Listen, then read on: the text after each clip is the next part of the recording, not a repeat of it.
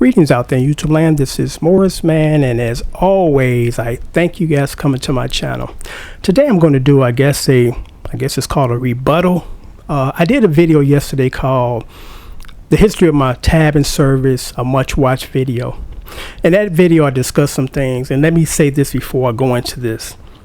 The majority of the stuff that I do on my channel is to educate the young folks. You know, knowledge is king, and when you are older and you got a great deal of knowledge throughout the years you've lived, you want to share that information with the young people so it'll be beneficial to them somewhere down the line. Because I was very fortunate that I had people in my life like my father and just older guys and my mentors that helped shape me to become the person that I am today. So, I try my best to give back in a sense, as far as just trying to discuss some things with them to kind of make them aware of certain things. So the video yesterday was about how, you have people that expect things from me for free and don't want to compensate me for my time, because like I said, the videos that I post that have the chords and the graphics, they can take anywhere from an hour to 2 hours to do. And when you got a lot of people that are asking to have me do these things, that takes a lot of time out of my day that I can't afford to give you 2 or 3 hours of free time. And again, this is not an issue of me being a hard ass or being difficult. It's just being honest with you guys to say that, just can't do it, since my channel has grown.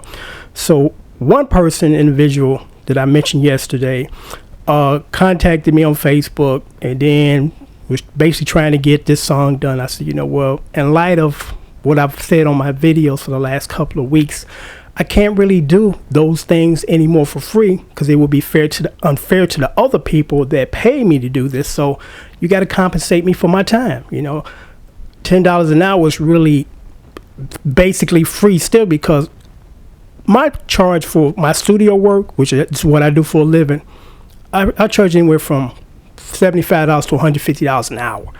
That's just how in demand that me and my band are, so $10 is just basically I'm giving you some free stuff. Trust me, because you can't take that same $10 and go anywhere else and get the same kind of service that I provide. So once I told this gentleman that I'll get back to you tomorrow, which he did, and then he told me that well, I can figure it out myself. And I'm like, well, if you could have done that, why did you even bother contacting me? But it's this thing of people just expect you to give them stuff. And it's like, again, this is my stance. I don't have an hour or 2 hours to give anybody for free. So I got a comment from him today on my YouTube channel. And he basically said this almost verbatim. I think what you're doing is wonderful, but however, I think you're making a big assumption on how you evaluate people serious or not. And I'm like, huh? I'm like, well, you need to perhaps show me or tell me a better way to evaluate people, because ain't no better way to evaluate people when it comes to talking about their money. If they're willing to spend some of it on themselves to better their craft.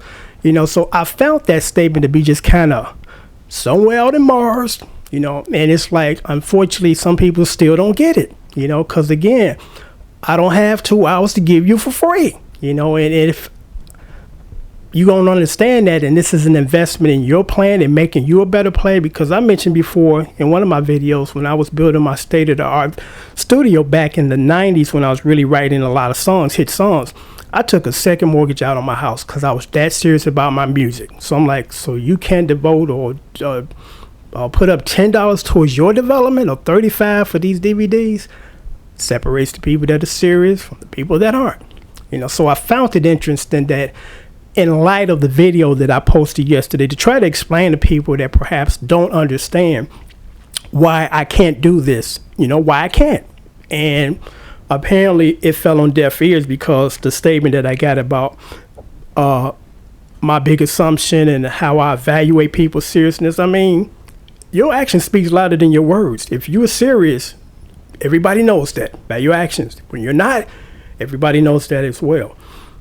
So I do these videos because it's not about bickering. It's about educating young folks to give them these different points of view so they can understand. So, you know what, Morris, man, I agree with you, or I don't agree with you. So let's have more dialogue so that I can understand. So that's the purpose of these videos. It's not an issue of about I'm here bitching or anything. It's to educate young folks to say, hey, look at these points of views, and you kind of come to your conclusion of which one you think is more feasible for you to take under.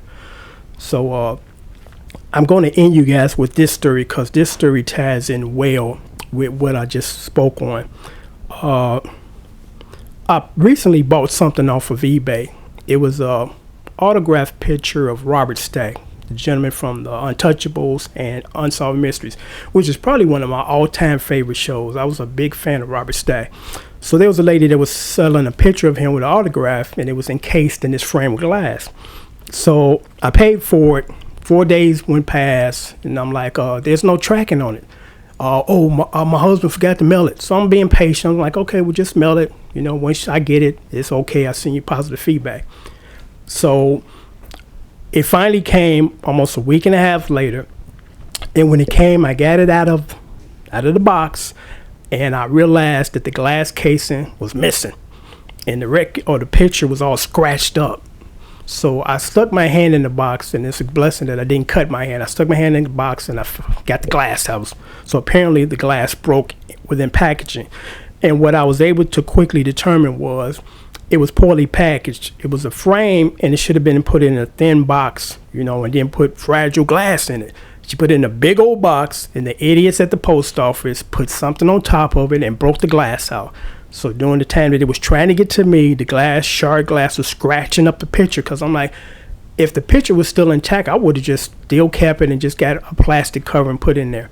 So I contacted her immediately and said, unfortunately, it came damaged. The glass is all in the box, and it tore up the picture. And I paid $46. That's including shipping and handling. So I said, you know what? I really don't want the pain of taking this thing back to the post office and shipping it back and all that. So you know what? Just refund me $10 back and just call it a day. I take a loss, even though I shouldn't have to, but I just didn't want to go through the issue of having to take it back to the post office, getting up early in the morning to have to do this. I'm like, I can afford a $30 loss, so it's not a big deal. Her response was, in essence, she didn't believe me. She said, well, send me some pictures, because, it shouldn't have got it broken. I said, no problem. I'll send you where you want me to send them. And then she said, just send it back and I'll refund your money. And so she said she wasn't going to send me just $10 back and call it a day, which would have made it easier for both of us, especially for her. So she's like, I don't do business like that, so therefore, you got to send it back, and, then you get your money. I said, you know what? Okay, we're going to go there. I was trying to cut you a break and get you off the hook, but since you want to take it there, let's take it there. So I immediately contacted PayPal, and I opened up a dispute claim, because I had to do that, because I didn't trust her when I sent it back that I was going to get my money back. So I opened up a claim, and they decided that, of course, in my favor, to send it back. And plus, they're going to charge her for me sending it back, because my question was, okay, if I send this back, who's paying for it? Because I'm like, I'm not paying for it.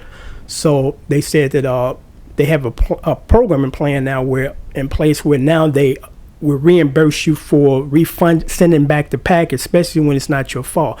If it's something that you ordered and you just didn't like, you're going to be stuck with the return fee to send it back. But I'm like, of course it's not fair to me, because it came damaged, and I shouldn't have to pay to send it back. So a long story short is this, and this is a lesson to be learned.